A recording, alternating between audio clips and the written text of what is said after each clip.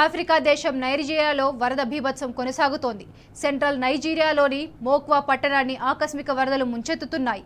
వర్షాలు, వరదలకు తోడు డ్యాం కూలిపోవడంతో 128 మంది మృతి చెందారు. వందల మంది గల్లంతయ్యారు. మోక్వాలో ఎక్కడ చూసినా వరదల్లో కొట్టుకొచ్చిన మృతదేహాలే కనిపిస్తున్నాయి. బాధిత కుటుంబ సభ్యుల రోదనలే వినిపిస్తున్నాయి. ఈ వరదల్లో రోడ్లు, ఇళ్లు, పంట పొలాలు తుడిచిపెట్టుకుపోతున్నాయి. దీంతో వేలాది మంది ప్రజలు నిరాశ్రయులయ్యారు.